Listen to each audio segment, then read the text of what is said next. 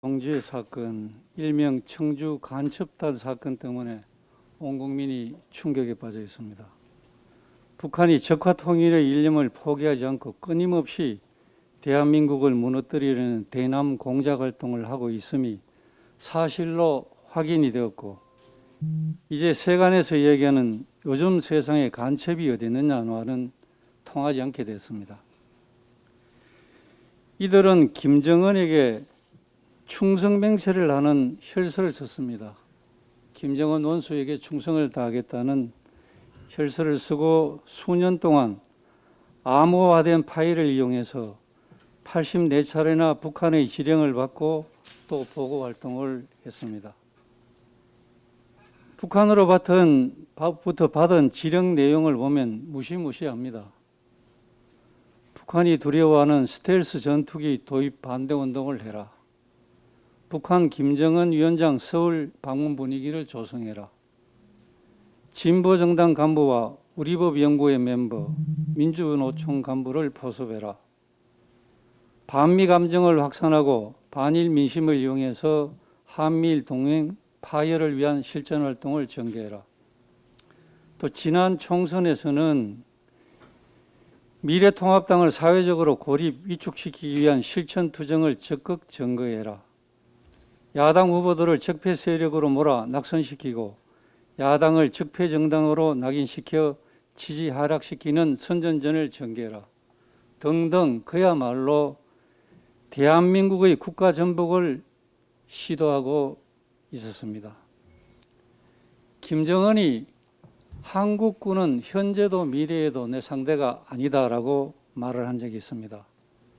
그렇게 큰 소리 치는 이유가 또 우리 대통령에 대해서 삶은 소대가리, 머저리 등등 막말로 모욕을 주는 대한민국을 무시하는 태도가 북한은 핵무기를 가지고 있다는 이러한 자신감 이외에 본인에게 충성맹세를 혈서로 하고 전국에서 북한을 위해서 대한민국을 파괴하기 위한 북한의 지지 세력들이 이렇게 적극적으로 활동하고 있다라는 데서 그런 자신감이 나오는 것이 아닌가 이렇게 생각을 합니다. 김일성 주체사상을 직접 만들었다는 황장엽 씨는 우리 한국에는 북한 간첩이 5만 명이 활동하고 있다고 얘기한 적이 있습니다.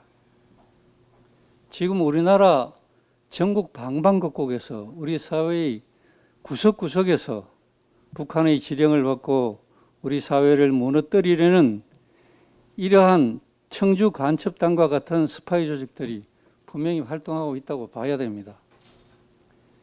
이번 간첩 사건을 계기로 경찰, 국정원 등 국가기관을 총동원해서 이 나라를 파괴하려는 안보 위해 세력들을 발본색원해야 될 것입니다. 더욱 놀라운 것은 이번 간첩단의 일원들이 지난 대선에서 문재인 대통령 선거 캠프에 참여한 적이 있다고 합니다. 그렇다면 대통령의 당선에 간첩들의 도움을 받았다는 얘기가 되는 것 아니겠습니까? 문재인 대통령은 침묵으로 일관할 것이 아니라 입장을 밝혀야 됩니다. 지난 대선에서 여론 조작을 해서 대선에 도움을 줬다고 인정되는 드루킹 사건으로 대통령이 최측근이었던 김경수 전 지사가 유죄가 인정되어서 법정 구속이 되었습니다. 여기에서도 국민에 대해서 전혀 입장을 밝히지 않고 있습니다. 청와대는 침묵으로 일관할 것이 아니라 국민에게 분명한 입장을 밝혀야 됩니다. 어떻게 간첩단들이 내 대선 캠프에서 일을 할 수가 있었는지, 국민을 이렇게 불안하게 만든 국정원과 대통령은 진심으로 국민들에게 사과를 하고 대통령께서는 분명히 여기에 대해서 입장을 밝혀주시기 바랍니다. 비겁하게 뒤에 숨어 있으면 안 됩니다. 책임져야 할 일이 생기면 침묵으로 일관하고 그 책임을 다른 사람에게 밀고 특히 국민에 대해서도 그 책임이 있다고 국민에게 책임을 씌우고 자랑할 일이 생기면 본인이 나서서 본인의 공인양 생색을 내는 그런 태도는 정말 바람직하지 못한 리더십입니다. 대통령께서는 분명히 입장을 밝혀주시기 바랍니다. 이상입니다. 말씀할 분.